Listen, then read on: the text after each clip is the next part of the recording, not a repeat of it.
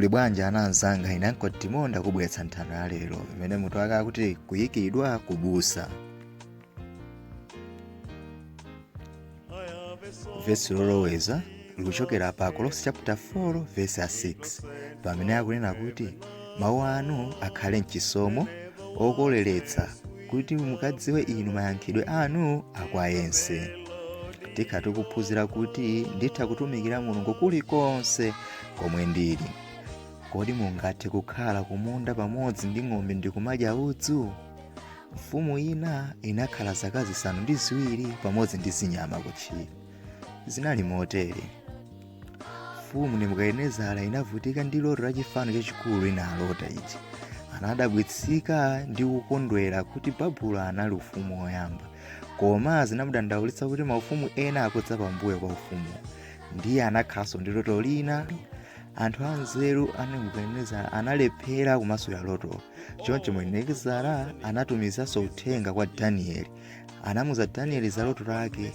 Izi ndi zimene anamufotokozera Danieli. Ndinalota mtengo waukulu uli pakati pa chigwa. Unali waukulu ndipo unaoneka ngati ukufikira kumwamba. Masamba ake anali okongola ndi zipatso zake zinali zochuluka. Mbalame zinayesa kukhalamo, nazo zinyama zinabisala pansi pa mthunzi wake. Mwadzidzidzi ndinaona mthenga woyera.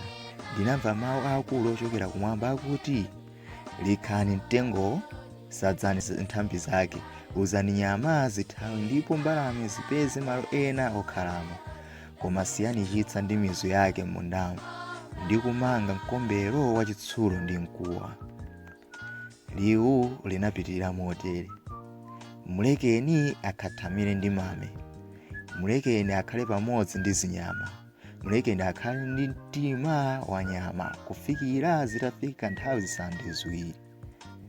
Ndapanga chiganizo ichi kuti amoyo adziwe kuti Mulungu ndiye alamulira maufumu anthu, ndipo amaupereka ufumu kwa aliyense iye afuna.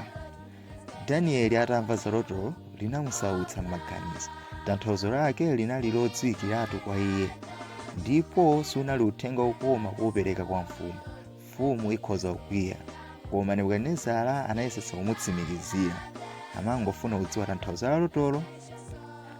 Danieli anadziwa kuti Mulungu amafuna kuti iye anene zoona zokhazokha.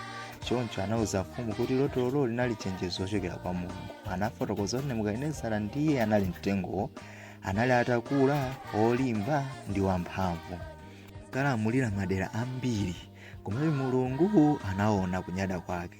Ngati Nebukadinezara sangamusankhe Mulungu kukhala mbuye wake, chinthu china chachilendo ndi choopsa chitha kuchitika.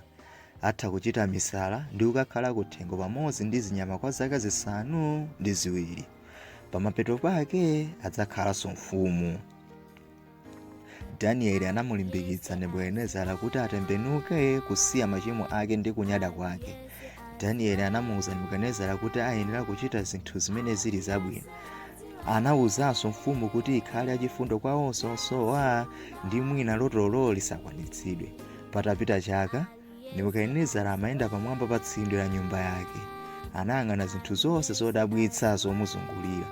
Anadzazidwa ndi kunyada.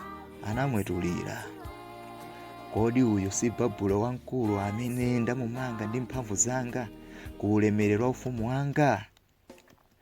Atangomaliza kulankhula mawu amenewa, anamva liwu lochokera kumwamba, Nebukadinezara, iwe udzakhala ngati nyama, uzikakhala kuthengo kwa zaka 7.